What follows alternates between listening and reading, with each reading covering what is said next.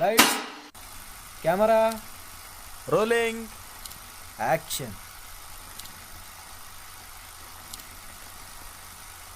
Selamat pagi teman-teman dan ibu. Di sini saya akan mempresentasikan makalah saya tentang hubungan tingkat stres dengan gangguan tidur pada mahasiswa skripsi.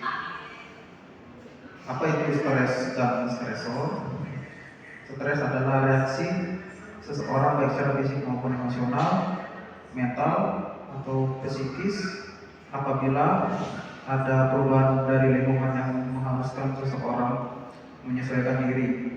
Stres adalah bagian alami dan penting dari kehidupan, tetapi apabila berat dan berlangsung lama dapat merusak kesehatan. Terus, stresor adalah faktor-faktor dalam kehidupan manusia yang mengakibatkan terjadinya respon stres. Stresor dapat berasal dari berbagai sumber, baik dari kondisi fisik, psikologis maupun sosial, dan juga mampu muncul pada situasi kerja, di rumah, dalam kehidupan sosial dan lingkungan luar. Apa yang memungkinkan seseorang mengalami gangguan tidur karena stres? Gangguan tidur karena stres dapat dialami oleh siapapun. Salah satunya mahasiswa skripsi, dikarenakan banyaknya tuntutan dan masalah atau masalah tertentu yang dihadapi mahasiswa skripsi sehingga menyebabkan gangguan tidur. Ada dua stresor yang dimiliki mahasiswa skripsi. Yang pertama, stresor dari dalam diri mahasiswa skripsi seperti kesulitan mendapat referensi, keterbatasan waktu penelitian, proses revisi yang berulang-ulang, kesulitan dalam hal mencari tema, judul, sampel, dan alat ukur skripsi. Terus yang kedua, stresor yang harus dari luar diri seperti keterbatasan dana, dosen pembimbing sibuk dan sulit ditemui, lamanya umpan balik dari dosen pembimbing ketika menyelesaikan skripsi. Tingkat stres pada mahasiswa skripsi.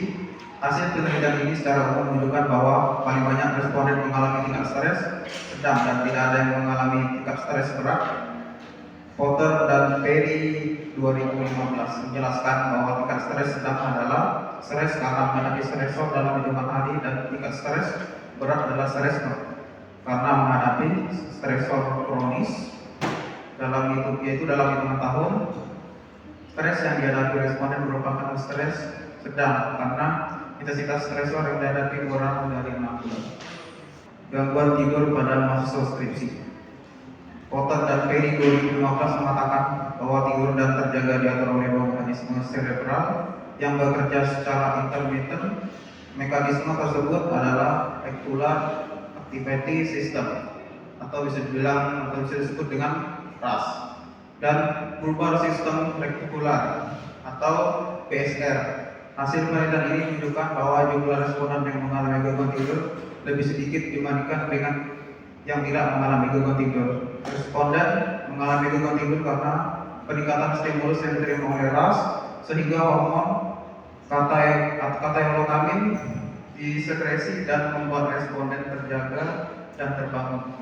Stimulus tersebut berasal dari kebiasaan atau kondisi kamar ketika akan tidur, misalnya diiringi suara musik atau televisi atau cahaya kamar yang berlebihan menjadi stimulus yang akan diterima oleh RAS. Stimulus keras membuat katekolamiin disekresikan dan menyebabkan individu terjaga. Namun ketika stimulus tersebut menghilang atau individu mentoleransinya, maka stimulus keras oleh BSR untuk mengeluarkan serotonin sehingga individu dapat tidur dan tetap tertidur. Hubungan tingkat stres dengan gangguan tidur pada mahasiswa skripsi. A. Hasil analisis ibarat menunjukkan bahwa tidak ada hubungan yang signifikan antara tingkat stres dengan gangguan tidur pada mahasiswa yang menjelaskan skripsi di fakultas rumput teknologi Universitas Indonesia. Hasil penelitian mayoral 2006 menunjukkan bahwa faktor dukungan sosial yang berperan signifikan terhadap gangguan tidur mahasiswa yang stres tetapi tetap berinteraksi dengan teman ataupun orang tua akan memiliki lebih banyak energi untuk mengatasi stres, sehingga stres sedang tersebut tidak mengganggu pemenuhan tidurnya. Terus yang B, mahasiswa yang mengalami tingkat stres sedang lebih banyak tidak mengalami gangguan tidur dibandingkan yang mengalami gangguan tidur. Gangguan tidur memiliki banyak jenis dan masing-masing jenis gangguan tidur disebabkan oleh hal tertentu. Stres yang dialami tidak mempengaruhi responden untuk tetap dapat tertidur seperti tidak mengalami penyakit kronis, tidak terpasang alat medis, tidak mengkonsumsi obat-obatan yang mempengaruhi tidur bangun malam hari, sehingga memungkinkan responden untuk dapat tertidur walaupun mengalami stres.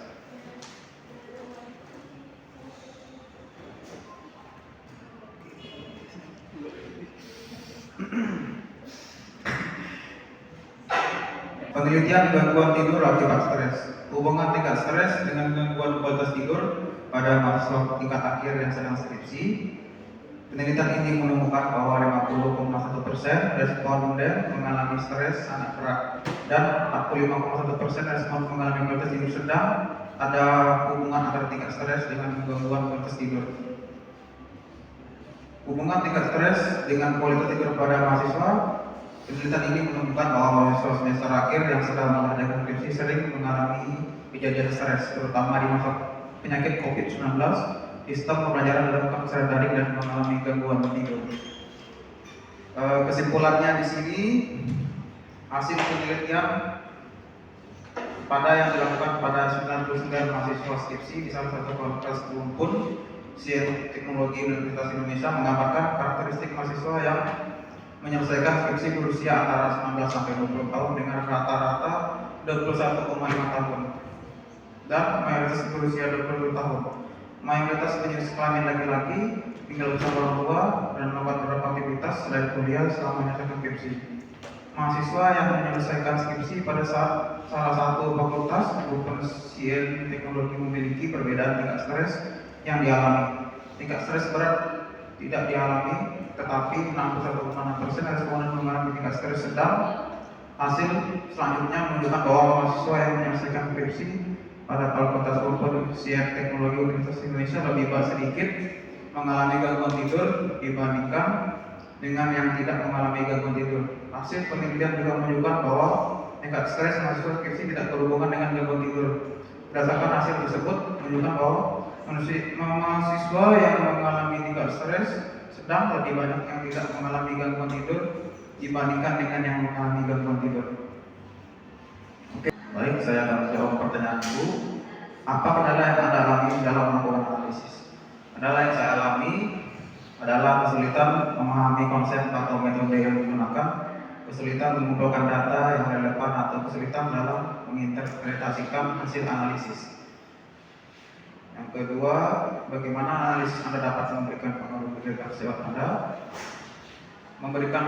Itu bisa memberikan pemahaman yang lebih baik, menghasilkan informasi yang relevan, dan analisis dapat mendorong rekan sejawat saya melakukan penelitian.